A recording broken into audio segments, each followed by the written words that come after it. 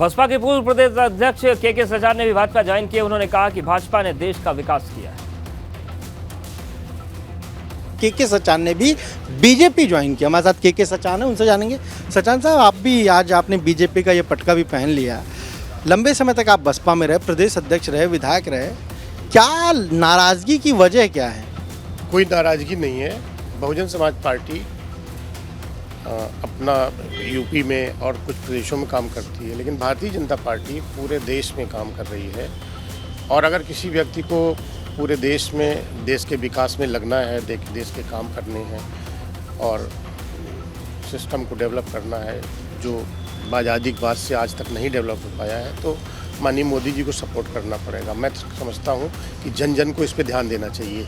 कि जो लोग बसपा छोड़ के आते हैं, हम बात करते हैं तो कहते हैं कि बहन जी अपने मिशन से भटक गई हैं। आपको भी ऐसा लगता है? मैं बहन जी के संबंध में कि मिशन से भटक गई हैं या क्या हुआ है, इन सब के संबंध में हम कोई कमेंट नहीं करना चाहते। हम भारतीय जनता पार्टी की नीतियों से सहमत हैं। मैं उन नीतियों को अडॉप्ट कर रहा हूं, मैंने दिल में रखी हुई है, इसलिए मैंने भारतीय जनता पार्टी ज्वाइन कर ली। वहीं सपा नेता मोनिका यादव ने भाजपा ज्वाइन की है। नगर पंचायत के चुनाव में मोनिका यादव ने निर्दलीय चुनाव लड़ा था। इस दौरान भाजपा ने उन्हें समर्थन दिया था और अब वो औपचारिक तौर पर भाजपा में शामिल हुई हैं। क्या जी, समर्थन तो बीजेपी ने आपका 2021 में कर दिया था, ज्वाइन आज आप कर रही हैं बीजेपी? मैं तो जिस दिन से मैं अध्यक्ष बनी हूँ और बीजेपी के समर्थन से मैं हमेशा से पार्टी के साथ ही हूँ और हमेशा उसी तरीके से आज हमने औपचारिक रूप में ज्वाइन किया है। ये पूरा परिवार आपका समाजवादी परिवार रहा और आपके परिवार का हम क्या फर्रुखाबाद, कानपुर देहात, आसपास के जो ज़िले, वहाँ पर एक प्रभाव भी रहा है। तमाम लोग रहे, आपके पिताजी खुद वहाँ पर विधायक रहे। क्या उनकी क्या नाराज़गी हो गई? वो भी अचानक से आज बीजेपी में आ गए। देखिए, मैंने हमेशा अपने पिता को, मेरा कार्यकाल ज़रूर नया रहा लेकिन मैंने पिता को बचपन से देखा है कार्य करते हुए, और उससे पहले हमारे ग्रैंडफादर। तो जिस तरह से ज़मीनी नेता कहा जाता है, जनता के बीच में जाके जनता की सेवा करना, उनसे जुड़ के उनकी हर तकलीफ़ दुख दर्द समझना, तो उसी कार्यशैली पे हम लोग काम कर रहे हैं आज भी। तो जब हमें लगता है कि उस जनता का सम्मान नहीं हो रहा है, जो लोग जुड़े हैं आपसे और जो आपसे कुछ उम्मीद करते हैं, जिस तरीके से हम लोग उनका सहयोग करें और साथ दें और उन्हें मजबूती से खड़ा करें, तो जब वो दिख रहा है कि उनके साथ गलत हो रहा है तो फिर हमें उस चीज़ का स्टैंड लेना पड़ेगा। भाजपा में शामिल होने वालों की लिस्ट में मोनिका यादव के भाई सचिन यादव का भी नाम शामिल है। सचिन यादव ने भी भाजपा का दामन थाम लिया।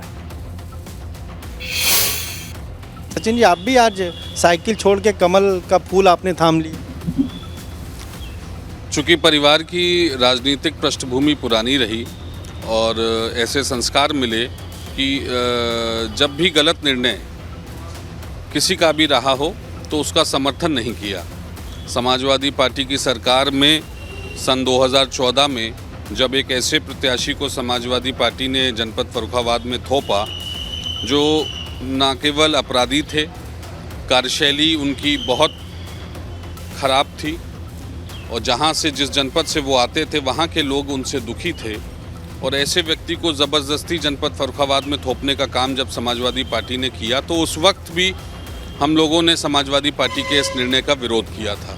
और निरंतर ये महसूस किया 2014 के बाद कि समाजवादी पार्टी गलत लोगों को, अपराधी छवि वाले लोगों को, अराजक तत्व के किस्म के लोगों को बढ़ाना चाहती है और समाज में अच्छे चेहरों को वो जनता के बीच में नहीं लाना चाहते।